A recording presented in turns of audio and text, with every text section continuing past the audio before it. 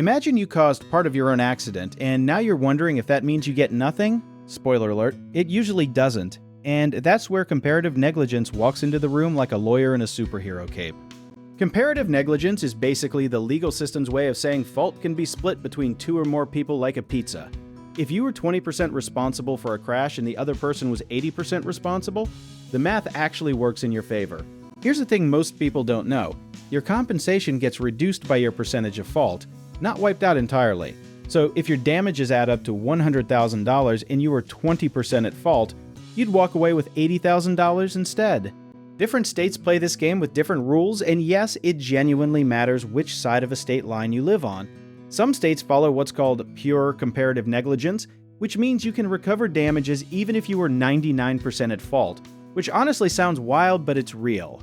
Other states use modified comparative negligence, and this version has a cutoff point that changes everything. If you're found to be 50 or 51% at fault depending on the state, you could be completely barred from recovering anything at all. There's also an older, harsher rule called contributory negligence that only a handful of states still use today. Under that system, if you were even 1% at fault, you get 0, which is about as unforgiving as a pop quiz on the first day of school. The percentage of fault assigned to you doesn't come out of thin air.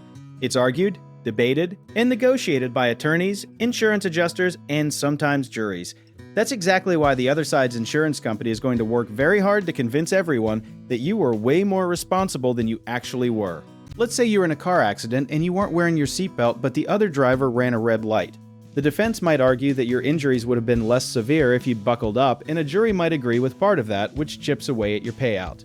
This is where human behavior gets really interesting because people often underestimate how much the details of what they said and did before, during, and after an accident actually matter.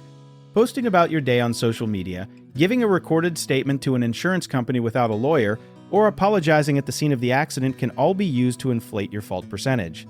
Evidence is the whole game here. Surveillance footage, witness statements, accident reconstruction experts, medical records, and even the damage patterns on vehicles all help establish who did what and by how much.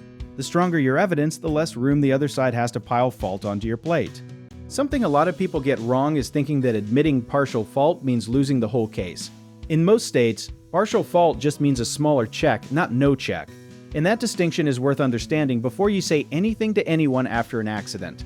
Your injury lawyer's job in a comparative negligence case is basically to minimize your assigned fault percentage while maximizing your documented damages. Every percentage point they shave off your fault number directly translates into more money staying in your pocket. The type of injury you suffered also plays into this in ways that feel almost unfair sometimes. Courts consider whether a reasonable person in your exact situation would have behaved differently, and that standard of reasonable person is doing a lot of heavy lifting in courtrooms every single day. What makes comparative negligence genuinely complicated is that it requires telling a story about a moment that happened fast, under stress, with incomplete information, and then having strangers decide whose story they believe more. Preparation, documentation, and a good attorney are basically the only tools you have to influence how that story gets told.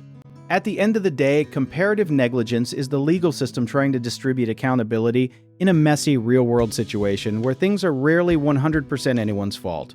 If you want to understand how this could affect your specific situation, do you want to learn more about what our company can do for you by checking out the links in the description?